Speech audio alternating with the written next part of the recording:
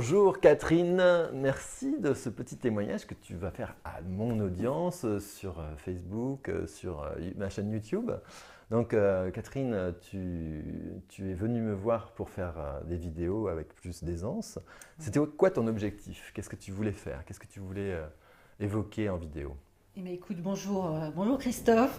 Merci. Et oui, en effet, j'ai bénéficié de tes conseils, de ta formation. Et écoute, moi, mon objectif, il était très simple, hein, c'est que j'ai une activité, je suis entrepreneuse Ouais. et j'avais besoin de plus de visibilité.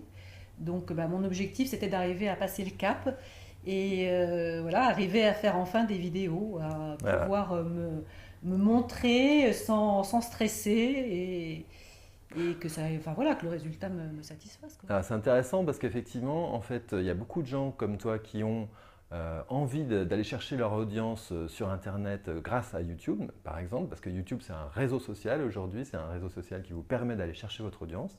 Mais il y a une difficulté, c'est qu'il faut se mettre dans la lumière, il faut se mettre en scène.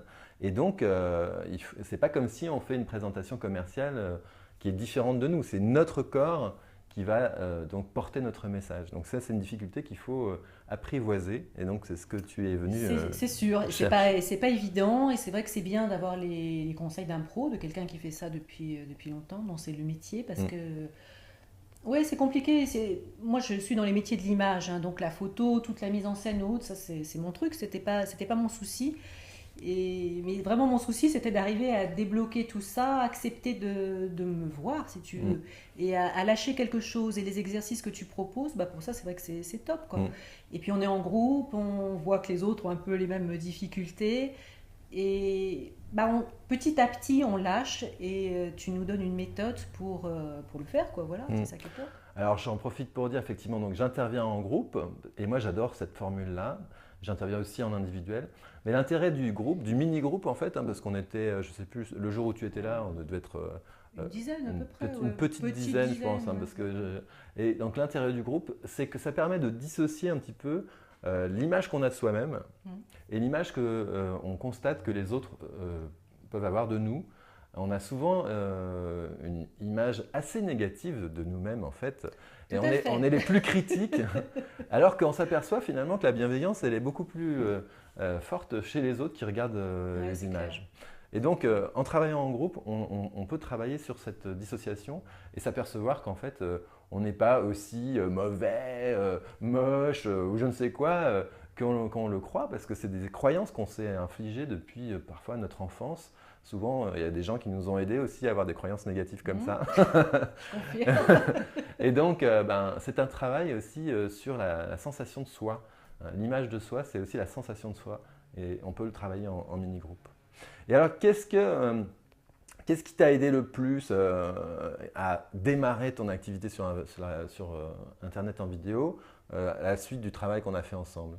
Est-ce que tu as une prise de conscience? Est-ce que tu t'es dit, bah, tiens, en fait, maintenant, il y a cette chose-là sur laquelle je peux m'appuyer? Est-ce qu'il y a un élément comme ça qui était plus présent qu'un autre? Mais écoute, j'ai bien aimé, moi, quand on s'est filmé mutuellement, tu vois. Et voilà, ça, c'est un exercice qui m'a bien plu. On a pu C'était bienveillant, c'était à deux, ça restait quand même en petit comité Hmm. pour permettre de se lâcher un peu. On a fait différents essais. Et moi, en rentrant chez moi, bon, il a fallu un petit peu de temps après, hein, pour que ça fasse le tour, comme on dit. Ouais. Mais voilà, ça a fait son chemin et ça m'a vraiment permis de me mettre face à la caméra, de faire quelques essais, et puis de me dire, bah oui, finalement, c'est pas si mal. Bon, d'accepter aussi ma façon de parler, tu vois, parce que je trouvais que Hmm. je parlais lentement, que ça avait l'air Hmm, ridicule. hmm, Enfin, hmm. et puis, avec ton regard bienveillant aussi et celui des autres, j'ai commencé à le voir différemment et à me dire, bah, en fait, je suis pas si lente, je suis posée. Et ça, voilà, peut-être que ça parlera pas à tout le monde et c'est Hmm. normal, mais ça peut mettre en confiance aussi un certain nombre de personnes. Hmm.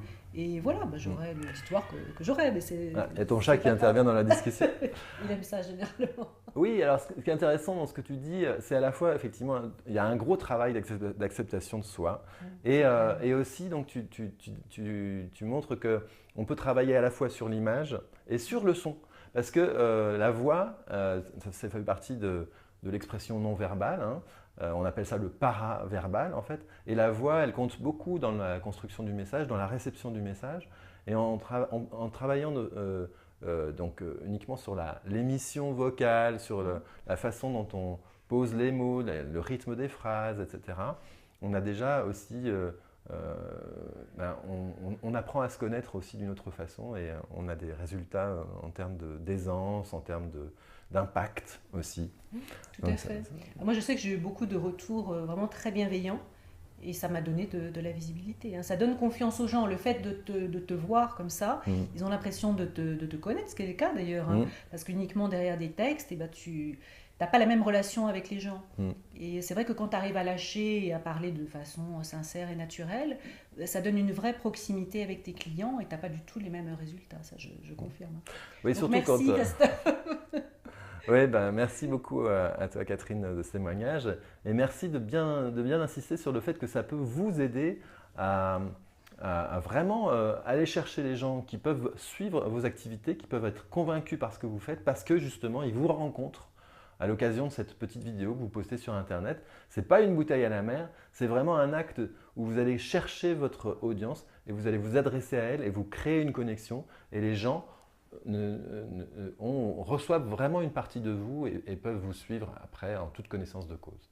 Donc c'est vraiment important la vidéo, je pense, de plus en plus pour les gens qui portent comme ça une activité qui leur tient à cœur, quoi.